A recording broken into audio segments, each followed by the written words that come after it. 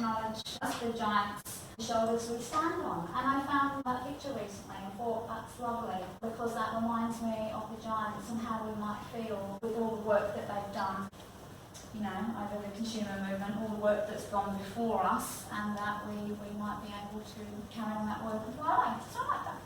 So this is it's not definitely PowerPoint. A lot of it's just pictures, and some of them are just funny because I wanted to sort of have some humour in this too. I did do a disclaimer there.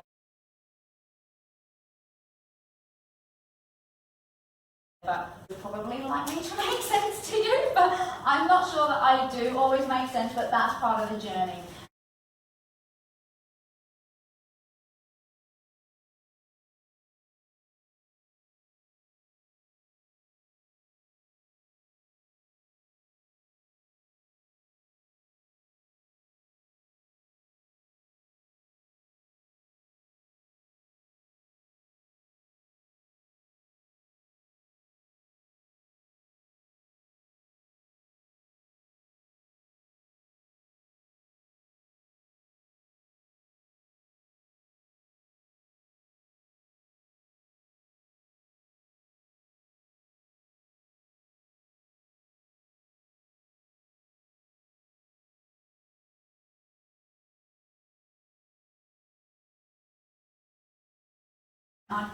I certainly found that I may not have been as challenged emotionally in the same way as some people with the content, and maybe challenged in the same way.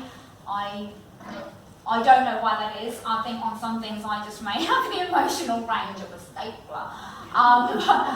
But very challenged in other ways with my level of frustration then and anger, where I just then became really very annoyed at the system that I had been trapped in for so long and blinded by a few things.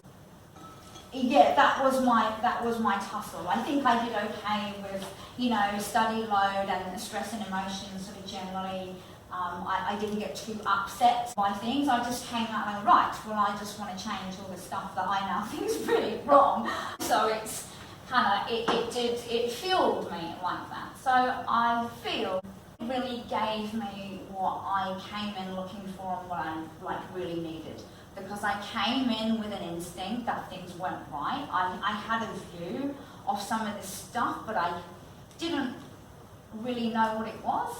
I had that feeling that I knew there was something I didn't know, but because I don't know exactly what it is that I don't know what I'm missing, and I don't know if that makes sense. This is hence why this slide. So I'm trying to explain that I had this instinct I wanted to do, and I came out with exactly what I wanted. It's like now I can actually have access to the information that I was wanting, I can reference it, I can mention things in the conversations that I'm already having with people, but I can actually back up, like, I'm not the only person that feels this way. People actually write about this stuff.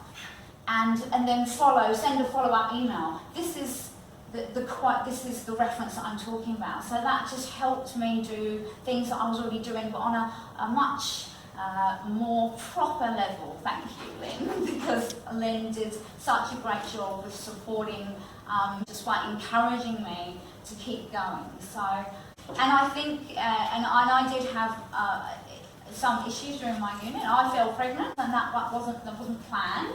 And yes, you think that would be a wonderful time for me.